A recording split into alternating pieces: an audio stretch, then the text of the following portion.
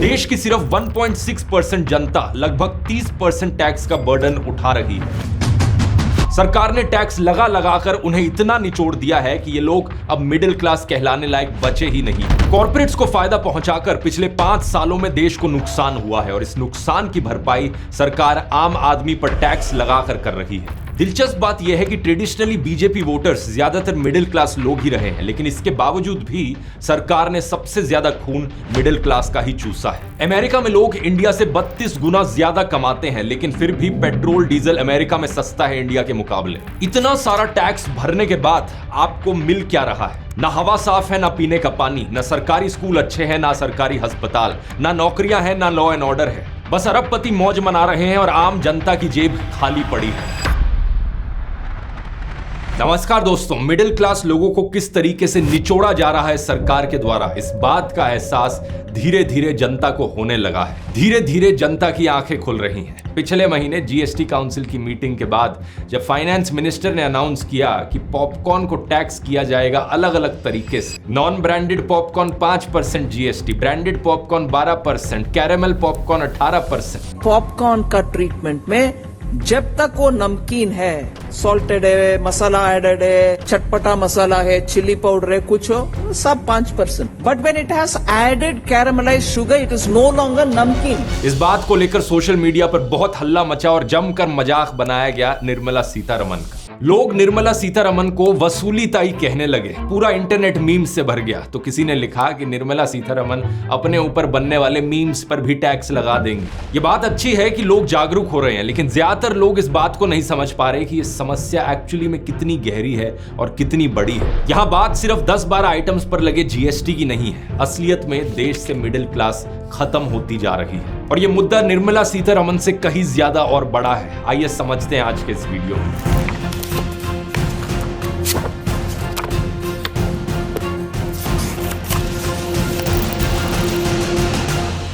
2024 के second quarter में India की सबसे बड़ी एफएमसीजी कंपनी हिंदुस्तान यूनिलीवर का प्रॉफिट पिछले साल के कंपैरिजन में 3.86% नीचे गिर गया। एफएमसीजी का फुल फॉर्म है फास्ट मूविंग कंज्यूमर गुड्स, जो पैकेज खाने के आइटम्स होते हैं। इसमें cosmetics, skin care, cleaning products, health supplement, diaper जैसी चीजें भी आती हैं। वो सारा सामान जो रोजमर्रा की जिंदगी में आम लोगों को खरीदना होता है दुकानों से। क्योंकि ये सारे आइटम जरूरत के हैं, अगर इनकी बिक्री कम हो रही है तो इसका मतलब कहीं ना कहीं बड़ी समस्या है। इसका कारण बताया गया है इंडिया की shrinking middle class. Hindustan Unilever के सीईओ रोहित जावा के हिसाब से अर्बन ग्रोथ नीचे जा रही है। लेकिन बात सिर्फ एक कंपनी की नहीं है, ऑलमोस्ट सभी एफएमसीजी कंपनीज के साथ यही देखने को मिल रहा है। नेस्ले इंडिया के चेयरमैन सुरेश नारायणन का कहना है कि डिमांड में कमी मेगा सिटीज और मेट्रो से आ रही है। टाटा कंज्यूमर प्रोडक्ट्स ने कहा अर्बन डिमांड कम हुई है। वहीं आईटीसी का कहना है कि इस क्वार्टर में इकोनॉमिक एक्टिविटी कम हुई। अर्बन एरियाज यानी शहरों में रहने वाले लोग, शहरों में रहने वाले मिडिल क्लास लोगों के पास पैसा नहीं है खर्च करने को। सरकार ने टैक्स लगा लगाकर उन्हें इतना निचोड़ दिया है कि अब वो मिडिल क्लास शायद बचे ही नहीं।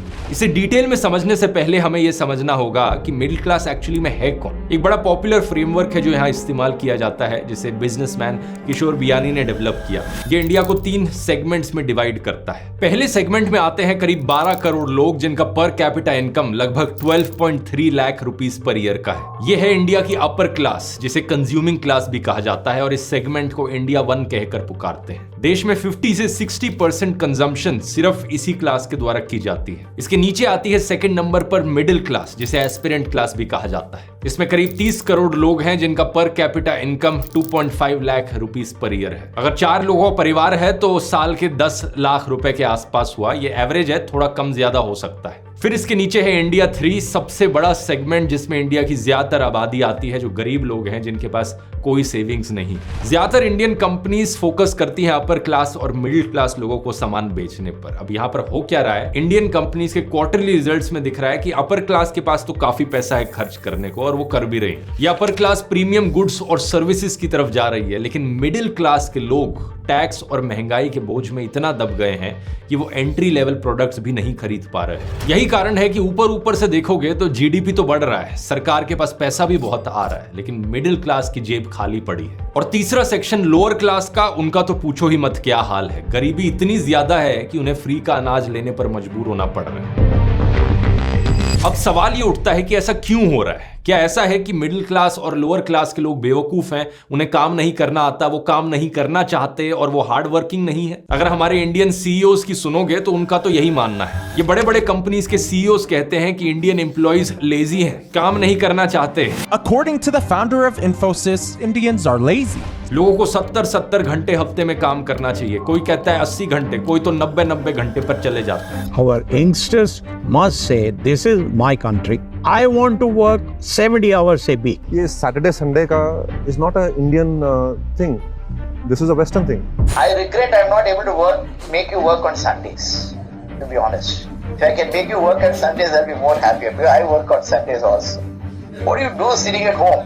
How long can you stare at your wife? How long can the wife stare at your husband? इन लोगों के हिसाब से गलती आपकी है कि आप इतने गरीब क्यों बनते जा रहे हो। सारा ब्लेम मिडिल क्लास लोगों का ही है। लेकिन क्या ये सच्चाई है? बिल्कुल भी नहीं। सच्चाई इसकी बिल्कुल उल्टी है। असलियत में दोस्तों मिडिल क्लास लोगों के पास पैसा खर्च करने के लिए इसलिए नहीं है क्योंकि आपकी कमाई ये सरकार और ये बड़े बड़े कॉर्पोरेट्स खा जा रहे हैं। यही लोग जो आपको सबसे ज्यादा फालतू का एडवाइस दे रहे हैं, यही आपको लूट रहे हैं। मार्च 2024 में खत्म हुए साल में इंडियन कॉर्पोरेट्स का प्रॉफिट 2008 की फाइनेंशियल क्राइसिस के बाद 15 साल में सबसे ज्यादा था। FICCI और क्वेस्ट कॉर्पोरेट लिमिटेड की एक रिपोर्ट के हिसाब से 2019 से 2023 के जो साल थे, इनके बीच में 6 बड़े सेक्टर्स में इंडियन कॉर्पोरेट्स का प्रॉफिट 4 गुना बढ़ा है। लेकिन at the same time salaries की ग्रोथ नेगेटिव में रही है। सैलरी ग्रोथ नेगेटिव में रहने का मतलब है कि जितनी सैलरी बढ़ी उससे ज्यादा महंगाई बढ़ी है। पिछले 5 सालों में हर साल ऑन एवरेज 5.7% से महंगाई बढ़ी है। लेकिन लोगों की सैलरीज इस रेट से नहीं बढ़ रही हैं और यह बात सरकार भी मानती है। देश के chief economic adviser V Anantha Nageswaran ने भी अपनी स्पीचेस में बड़े कॉर्पोरेट्स को टारगेट किया है। Corporate profitability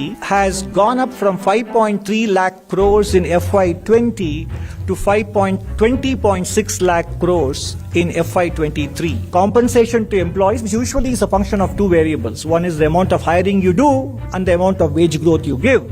And that has not correspondingly grown at the same pace.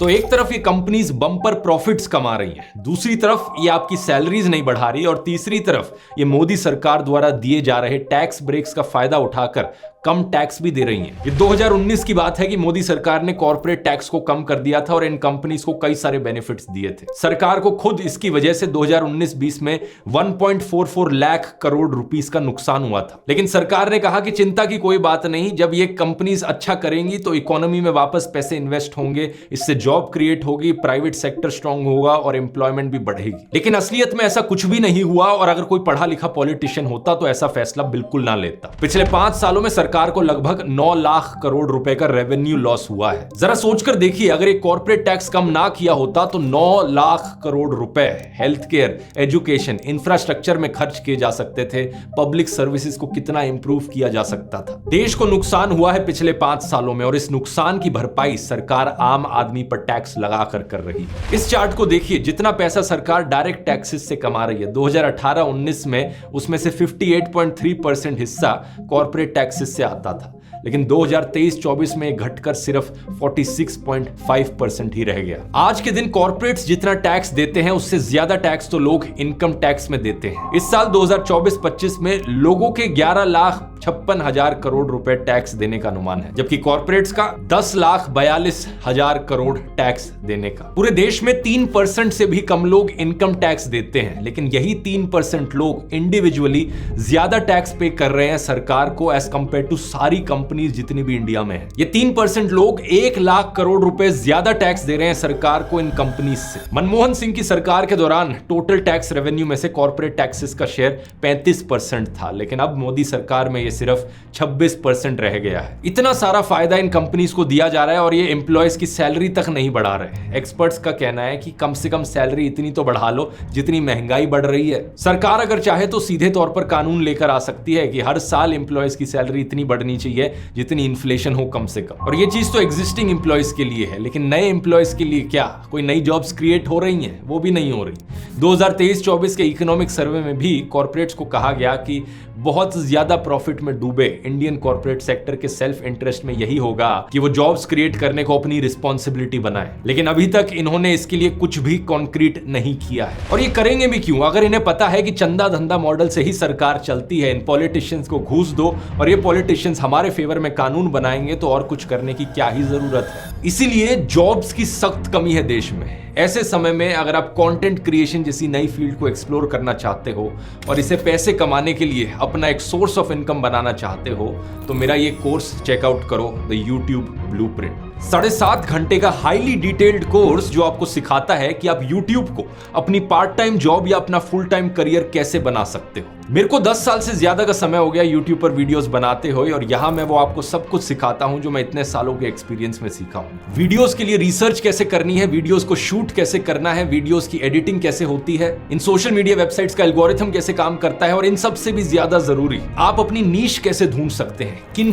Topics पर वीडियोस बनाए जाए। मैं 20 से ज्यादा ऐसे आइडियाज देता हूं इस कोर्स में जो अभी तक यूट्यूब इंडिया पर नहीं देखे गए। और इतना ही इंपॉर्टेंट है चैप्टर 6 जो सारे अलग अलग सोर्सेज ऑफ इनकम आपको समझाता है कैसे आप अलग अलग तरीकों से पैसे कमा सकते हो कंटेंट क्रिएटर बनके। बहुत ही जबरदस्त फीडबैक रहा है उन लोगों का जिन्होंने अभी तक इस कोर्स को लिया है, तो आप भी जरूर जाकर ट्राई कीजिए। कूपन कोड इस्तेमाल कीजिए क्लास 45, इस पर 45% का बड़ा डिस्काउंट पाने के लिए। इसका लिंक नीचे डिस्क्रिप्शन में मिल जाएगा या फिर आप इस QR कोड को भी स्कैन कर सकते हैं। अब वापस आते हैं मिडिल क्लास के मुद्दों पर। इस सब में देश को चलाने के लिए जिस पैसे की जरूरत है वो मिडिल क्लास भर रही है और ये बर्डन मिडिल क्लास के ऊपर बढ़ता जा रहा है। इंडिया में 2022-23 में केवल 2.24 करोड़ इंडियंस ने इनकम टैक्स भरा था। पहले मैंने 3% से कम का जो नंबर बताया था वो तो एक एस्टिमेट था, असलियत में ये नंबर 1.6% पर है। सिर्फ 1.6% पॉपुलेशन इनकम टैक्स भर रही है देश में, लेकिन टैक्स जो सरकार इनकम टैक्स से कमा रही है 2023-24 में वो 30.2% है। देश की 1.6% जनता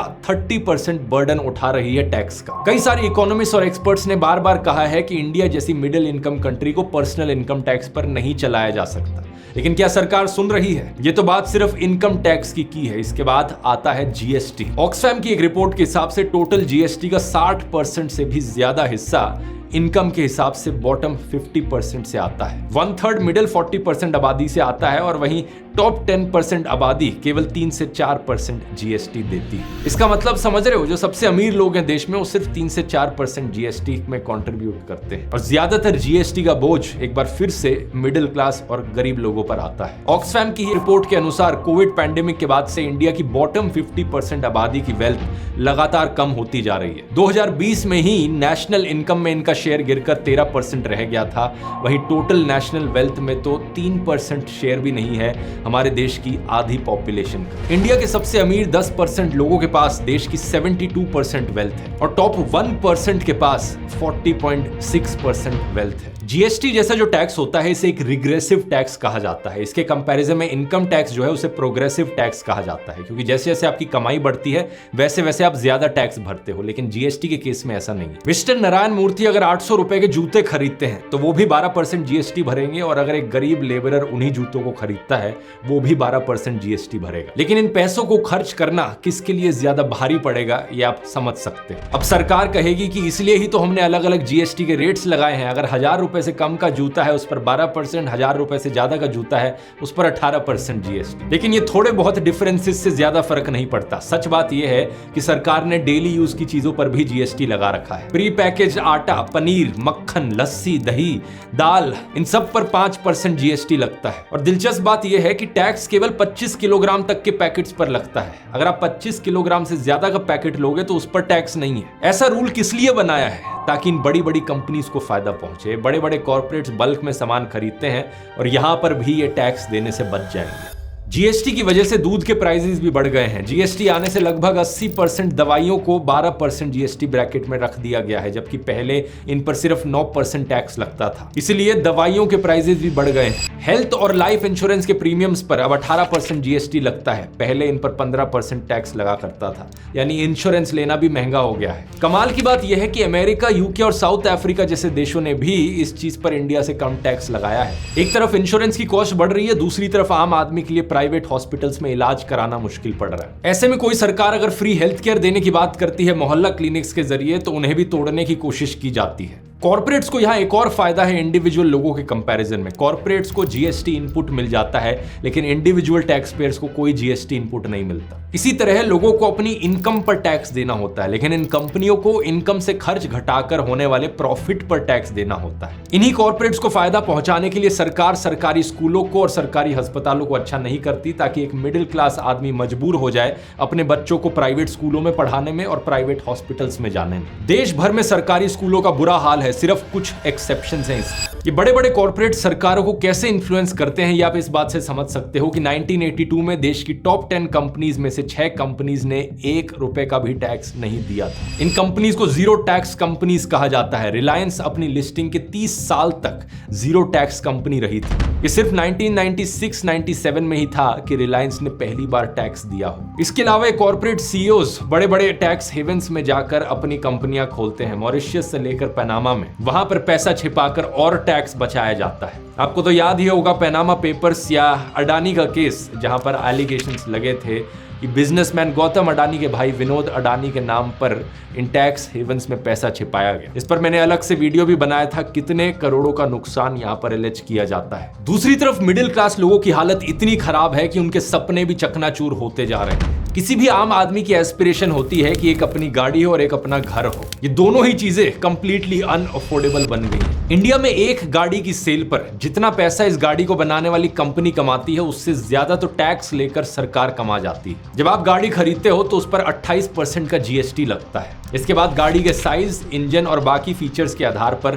और सेस और बाकी टैक्सेस भी लगते हैं। 1200 सीसी की 4 मीटर से छोटी गाड़ियों पर कुल 29% टैक्स लगता है और 4 मीटर से बड़ी 1500 सीसी तक की गाड़ियों पर 45% टैक्स लगता है। एसयूवीज पर तो टैक्स 50% तक पहुंच जाता है। एक एग्जांपल देखते हैं। टोयोटा की फॉर्च्यूनर गाड़ी इंडिया की one of the best selling SUVs में से है। दिल्ली में एक्स शोरूम प्राइस इसका 31 लाख से लेकर 48 लाख रुपए है। मान लेते हैं कि आपने इसकी एवरेज 39.28 लाख रुपीस की एक टोयोटा फॉर्च्यूनर खरीदी। इस गाड़ी का असली प्राइस है 26.27 लाख रुपीस। बाकी 13 लाख रुपए 28% जीएसटी और 22% जीएसटी कॉम्पनसेशन सेस के तौर पर सरकार को जाएंगे। इसके बाद रजिस्ट्रेशन और ग्रीन सेस के जरिए भी सरकार और पैसा ले लेती है। इसी तरह एक गाड़ी से सरकार को लगभग 18 लाख रुपए टैक्स मिल गया। दूसरी तरफ गाड़ी बनाने वाली कंपनी टोयोटा इससे केवल 40,000 रुपए की कमाई करती है। इसके अलावा फॉर्च्यूनर खरीदने के लिए 40 लाख रुपए जब आप इकट्ठे करेंगे, इसके लिए आपको लगभग 50 लाख रुपए कमाने होंगे, क्योंकि 40 लाख रुपए कमाने पर लगभग 10 लाख रुपए तो इनकम टैक्स ही लग जाएगा। तो ओवरऑल देखा जाए 26 लाख की गाड़ी 50 लाख रुपए से ज्यादा की पड़ेगी। और टैक्स का सिलसिला यहाँ पर खत्म नहीं होगा। आप जब गाड़ी को चलाएंगे रोड पर तो आरटीओ टैक्स लगेगा, जगह जगह पर टोल टैक्स भरना होगा। अपनी गाड़ी में पेट्रोल डीजल भरवाएंगे, उसमें से भी लगभग 50% हिस्सा टैक्स का होता है जो सरकार के पास जाएगा। यानी 100 रुपए का पेट्रोल आप भरवाएंगे तो 50 रुपए टैक्स के तौर पर सरकार की जेब में। फिर बात आ जाती है घर खरीदने की। कंसल्टेंसी फर्म एनारॉक के अनुसार इंडिया की टॉप 7 सिटीज में घरों का एवरेज सेलिंग प्राइस पिछले साल 1 करोड़ रुपए से बढ़कर इस साल 1.23 करोड़ रुपीस तक पहुंच गया है। यानी एक ही साल में 23% की बढ़ोतरी। गुड़गांव के शहर में सबसे ज्यादा इंक्रीज देखने को मिला है, जहां घरों की कीमत अप्रोक्सीमेटली 160% बढ़ चुकी है। यहां 2019 में 7,500 रुपए पर स्क्वायर फुट के रेट पर घर मिल जाता था, अब 19,500 रुपए पर स्क्वायर फुट देने पड़ते हैं। इसी तरह नोएडा में हाउसिंग प्राइसेस 146% और बेंगलुरु में 98% बढ़े हैं। इसके बाद भी अगर आप घर खरीद सकते हो तो आपको स्टैंप ड्यूटी और रजिस्ट्रेशन चार्जेस देने पड़ेंगे सरकार को। अलग अलग स्टेट्स में स्टैंप ड्यूटी प्रॉपर्टी के वैल्यू की 5 से 10% पर होती है। रजिस्ट्रेशन फीस जनरली 1% पर होती है और बिल्डर को जो वन टाइम मेंटेनेंस डिपॉजिट देना होता है उस पर भी 18% जीएसटी लगता है। अब आप सोचोगे चलो घर खरीद नहीं सकते, रेंट तो कर सकते हैं, लेकिन रेंट का भी यही हाल है। एनारॉक की रिपोर्ट के अनुसार पिछले 5 सालों में देश की 7 बड़ी सिटीज में 1000 स्क्वायर फुट के 2 BHK के रेंट में 64% का इंक्रीज हुआ है। नोएडा के सेक्टर 150 में जहां 2019 में एवरेज रेंट 15,500 रुपए था, वहीं 2024 में बढ़कर 25,000 रुपए पर मंथ हो गया है। इसी तरह मुंबई में 2 BHK का एवरेज मंथली रेंट 45,000 रुपए पहुंच गया है, जो पैंडेमिक से पहले 30% कम था। अब एक आम आदमी और किस चीज पर पैसा खर्च करेगा? अपने बच्चों को स्कूल में भेजने में। प्राइवेट स्कूल्स में ऑन एवरेज 1.5 लाख रुपए एनुअल फीस हो गई है। 2 बच्चे हैं तो 3 लाख रुपए हो जाएगी। मंथली 25,000 रुपए पड़ता है। इसके अलावा गर्मियों को अगर सर्वाइव करना है तो एसी की जरूरत पड़ेगी, उस पर 28% जीएसटी लगेगा। एक आम परिवार को घर में फ्रिज भी चाहिए होगा, सामान रखने के लिए 18% जीएसटी। आपके नलके से पानी पीने लायक नहीं आता तो आपको वाटर प्यूरिफायर खरीदना पड़ेगा, 18% जीएसटी। बाहर की जहरीली हवा में आप सांस नहीं लेना चाहते तो सरवाइव करने के लिए एक एयर प्यूरिफायर खरीदना होगा, उस पर भी 18% जीएसटी। अब इन सारे डिवाइसेस को चलाने के लिए आपको बिजली की जरूरत पड़ेगी, और बिजली का बिल कौन भरेगा? बिजली का बिल तेरा बाप भरेगा। अनलेस आप दिल्ली जैसी कुछ स्टेट्स में रह रहे हैं जहां आपको बिजली फ्री या सस्ती मिलेगी कुछ यूनिट्स तक, आपका बिजली का बिल आता होगा जिस पर लिखा होगा पर यूनिट इलेक्ट्रिसिटी चार्ज। इस महंगी बिजली के रेट में कई सारे अलग अलग टैक्सेस और चार्जेस होते हैं। जैसे कि अगर आप महाराष्ट्र में हो तो पहले फिक्स चार्जेस लगेंगे, फिर एनर्जी चार्जेस रेट होंगे यानी पर यूनिट इलेक्ट्रिसिटी रेट, उसके बाद व्हीलिंग चार्जेस लगेंगे, उसके बाद फ्यूल एडजस्टमेंट चार्जेस लगेंगे और फिर 16% इलेक्ट्रिसिटी ड्यूटी लगेगी। फिर अगर आपकी स्टेट में मौजूद सरकार ने कॉर्पोरेट्स के साथ चंदे धंधे का गेम खेला है तो आप और भी ज्यादा पे कर रहे हो सकते हो। अच्छा, इस सब के बाद अगर आपके पास फिर भी पैसा बच गया हो और थोड़ा पर्सनल एंजॉयमेंट के लिए सिनेमा हॉल में पिक्चर देखने जाना हो तो मूवी टिकट पर भी 18% जीएसटी। और मूवी देखते देखते कैरेमल पॉपकॉर्न मत खा लेना क्योंकि वहां पर भी 18% जीएसटी। इतना सारा टैक्स भरने के बाद आपको मिल क्या रहा है? ना नदियों में पानी साफ है, ना हवा साफ है, ना सड़कें ठीक है, ना फुटपाथ ठीक है, ना कोई फूड सेफ्टी के स्टैंडर्ड्स हैं, ना ढंग का पब्लिक ट्रांसपोर्ट है ज्यादातर शहरों में। So we in India today pay taxes like England to get services like Somalia.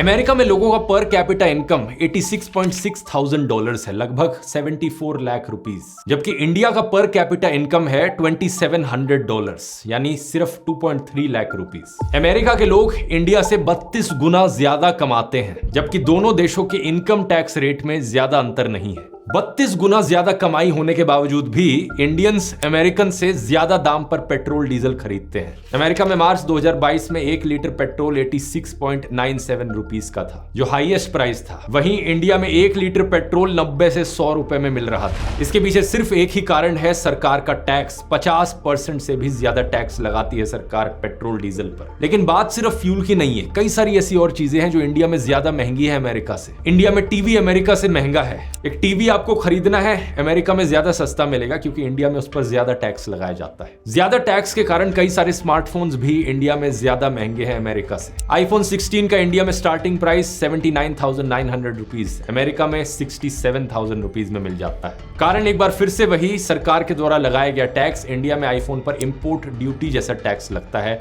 साथ में 18% जीएसटी। कुल मिलाकर एक आईफोन पर 40% तक का टैक्स लग जाता है। एक बार फिर से अपर क्लास के लोग बड़ी आसानी से फॉरेन ट्रिप्स करके इन सामान को सस्ते में खरीद सकते हैं और टैक्स बचा सकते हैं, लेकिन मिडिल क्लास पर फिर से सारा बोझ आ जाता है। बात बड़ी साफ है, यहां पर हो क्या रहा है। अर्बन मिडिल क्लास को प्रधानमंत्री नरेंद्र मोदी और बीजेपी के सबसे बड़े सपोर्टर्स में से माना जाता था। इसकी वजह से बीजेपी ने हिस्टोरिकली शहरी इलाकों में अच्छा परफॉर्म किया है, लेकिन इसके बाद भी सरकार ने सबसे ज्यादा खून मिडिल क्लास का ही चूसा है। बहुत से लोगों की धीरे धीरे आंखें खुल रही हैं जो पहले बीजेपी को अंधाधुंध सपोर्ट किया करते थे। मोदी सरकार तो खाली वोट मांगता है, वोट अपना कमाने के चक्कर में बड़ा बड़ा आदमी के देखता है, गरीब के ला के देता। सैलरीड लोगों के मन में यही बात आ रही है कि मोदी राज में एक तरफ उन्हें ओवर टैक्स किया जा रहा है और दूसरी तरफ अमीर अरबपतियों को और कॉर्पोरेट्स को और अमीर बनाया जा रहा है। 2024 की लोकसभा इलेक्शंस में मिडिल क्लास की इस नाराजगी का असर साफ देखने को मिला था। CSDS लोक नीति के पोस्ट पोल सर्वे के अनुसार 2024 इलेक्शन में मिडिल क्लास में बीजेपी का वोट शेयर 3% गिर गया और अपर मिडिल क्लास में भी 3% कम हो गया। इसी का नतीजा था कि बीजेपी अपने दम पर मेजॉरिटी हासिल नहीं कर पाई और 240 सीटों पर ही सिमट गई। लेकिन इसके बावजूद भी 6 महीने हो गए हैं और मिडिल क्लास को अभी भी उसी तरीके से निचोड़ा जा रहा है। महंगाई तेजी से बढ़ रही है लेकिन सैलरीज नहीं बढ़ रही। कॉर्पोरेट प्रॉफिट्स रिकॉर्ड हाई पर है लेकिन लोगों के लिए जीना मुश्किल हो रहा है। मिडिल क्लास की इस खराब हालत का असर सिर्फ इकोनॉमी पर ही नहीं बल्कि डेमोक्रेसी पर भी पड़ता है। हार्वर्ड यूनिवर्सिटी के इकोनॉमिस्ट रॉबर्ट जे बैरो ने रिसर्च करके दिखाया कि जिन देशों में नेशनल इनकम का ज्यादातर हिस्सा मिडिल क्लास के पास जाता है उन देशों के डेमोक्रेटिक रहने के चांसेस बढ़ जाते हैं और जिन देशों में मिडिल क्लास घटने लगती है वहां पर लोकतंत्र खतरे में आ जाता है। इसलिए बहुत जरूरी है कि जो नेता लोग, जो पॉलिटिशियंस कॉर्पोरेट्स के लिए काम करते हैं उन्हें आप सपोर्ट करना बंद करें, उन्हें वोट करना बंद करें ताकि मिडिल क्लास के पास ये ताकत वापस आ सके। याद रखिए, ये आप ही का ही पैसा है जो आपसे छीना गया है और कॉर्पोरेट्स को दिया गया है। आपका ध्यान भटकाने के लिए पॉलिटिशियंस धर्म और जाति के मुद्दे उठाएंगे, लेकिन आपको याद रखना होगा कि असलियत में जो चीज मायने रखती है वो है ये इकोनॉमिक सिचुएशन, गरीब लोगों की और मिडिल क्लास की यूनिटी, मेहनत और ईमानदारी से काम करने वाले सभी लोगों की यूनिटी इस कॉर्पोरेट सरकारी माफिया के खिलाफ। उम्मीद करता हूं वीडियो आपको इन्फॉर्मेटिव लगा होगा। YouTube ब्लूप्रिंट कोर्स का लिंक नीचे डिस्क्रिप्शन और पिन कमेंट में मिल जाएगा, या फिर आप इस QR कोड को भी स्कैन कर सकते हैं। कूपन कोड है क्लास 45। अब ये वाला वीडियो भी जरूर देखना जिसमें मैंने बात करी है कि किस और तरीके से ये कॉर्पोरेट माफिया आपकी जिंदगी पर असर डालता है। यहां क्लिक करके देख सकते हैं। बहुत बहुत धन्यवाद।